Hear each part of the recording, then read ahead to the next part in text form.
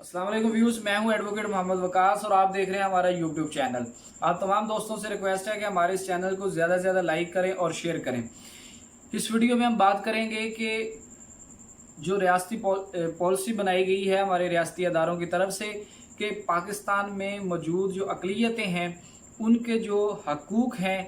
उनको उनमें अब किसी किस्म की जो वायलेशन है उसको बर्दाश्त नहीं किया जाएगा और उनको बाकायदा अब हाईलाइट किया जाएगा। ये पॉलिसी कब बनी, क्यों बनाई गई, इसका पस मंज़र क्या है और आज तक इसमें किस तरह अमल दरामद हुआ है और इससे पाकिस्तान क्या हासिल करना चाहता है और अभी तक पाकिस्तान ने क्या हासिल किया। अगर आप मेरी गुज़श्ता वीडियो को सुने जिसमें मैंने रीजनल सिक्योरिटी को डिस्कस किया था, तो मैंने आपको अपनी आसानी के लिए और आप लोगों की आसानी के लिए इस खित्ते की जो रीजनल सिक्योरिटी थी मैंने उसको 3 हिस्सों में डिवाइड किया था कि एक हिस्सा जो था वो 9/11 से पहले का था, दूसरा 9/11 से लेकर 2014 तक और तीसरा हिस्सा जो है वो 2014 से लेके अब तक है और आगे कंटिन्यू है। अब देखेंगे कि आने वाले वक्त में इसमें क्या डेवलपमेंट होती हैं। तो 2014 में जब इंटरनेशनल इस्टेब्लिशमेंट यानी कि अमेरिका ने हमारे लिए और इस खित्ते के लिए एक नया प्लान वो लेके आए, तो उसको काउंटर करने के लिए जो हमारे अदारे थे उन्होंने भी उसी तरह की तैयारी की। अमेरिका के पास अमेरिका जो पिछले 20 साल से हमें जो है वो ब्लैकमेल करता आ रहा है 9/11 से लेके अब तक। अभी भी जून के सेकंड वीक में अमेरिकन स्टेट डिपार्टमेंट ने एक रिपोर्ट जारी की है जिस रिपोर्ट में उन्होंने मजहबी आज़ादी के लिहाज से पाकिस्तान के ऊपर बहुत जो है वो सख्त ज़बान इस्तेमाल की। यानी कि उस रिपोर्ट में भी उन्होंने अभी भी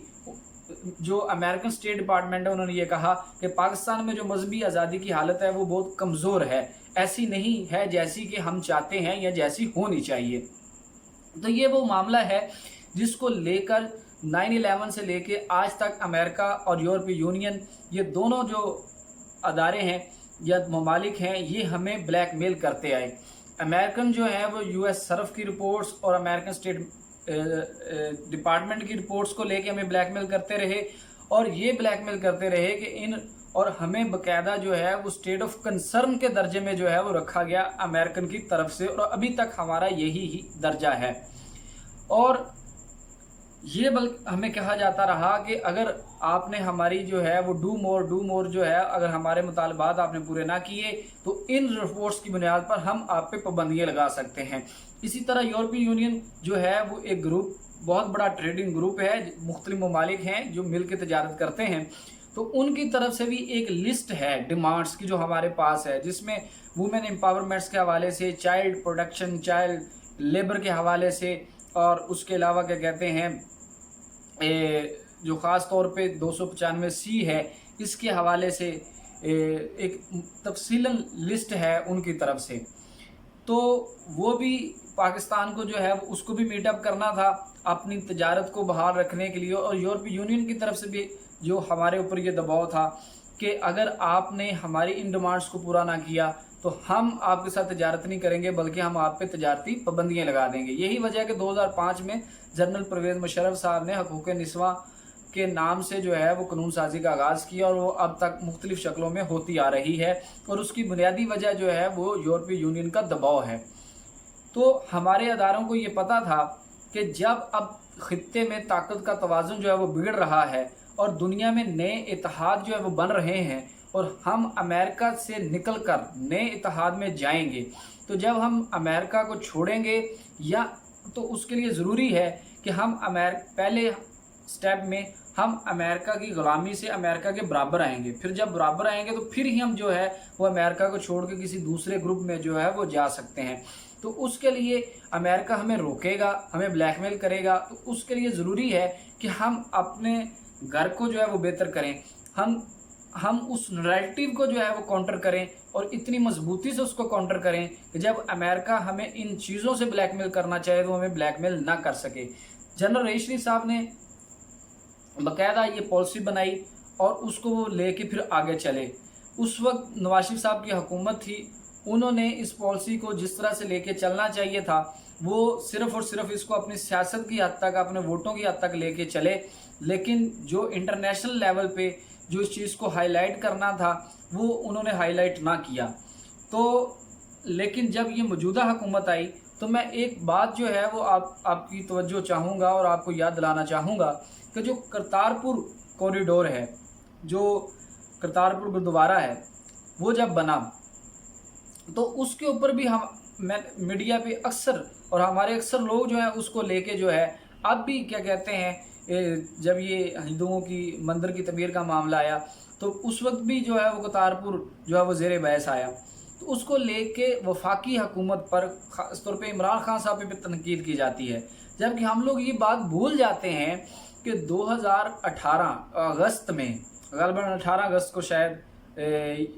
या 18 अगस्त थी या 8 अगस्त है कि जब क्या कहते हैं ओथ लिया वज़ीर आज़म इमरान खान साहब ने,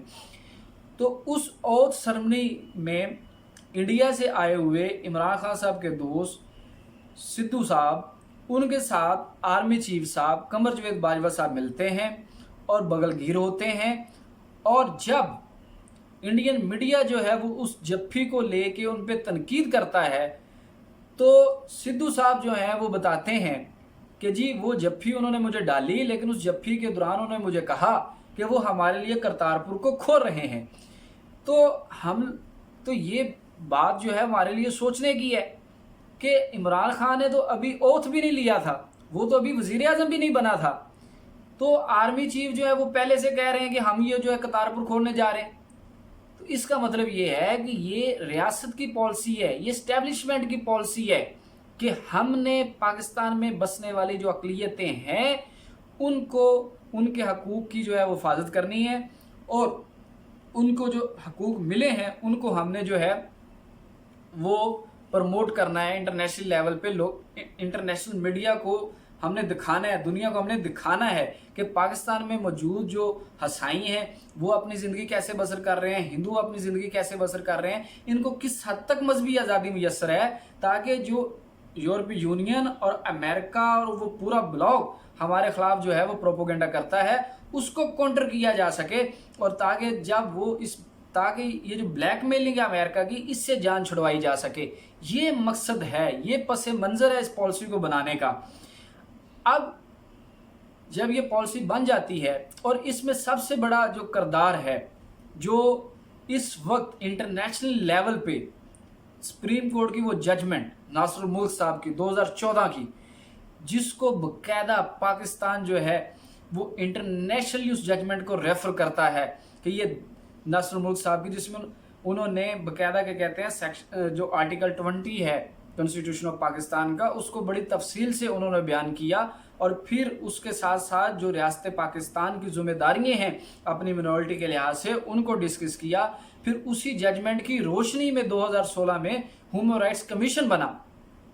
तो पाकिस्तान उस जजमेंट को इस वक्त आलमी सतह पर जो वो रेफर करता है, ये दिखाने के लिए, लोगों को कायल करने के लिए कि देखो हमारा कॉन्स्टिट्यूशन इस कदर मजबूत है, इस कदर हमारा जो कॉन्स्टिट्यूशन है वो माइनॉरिटीज़ के राइट्स को प्रोटेक्ट करता है। और हमारी अदालतें जो हैं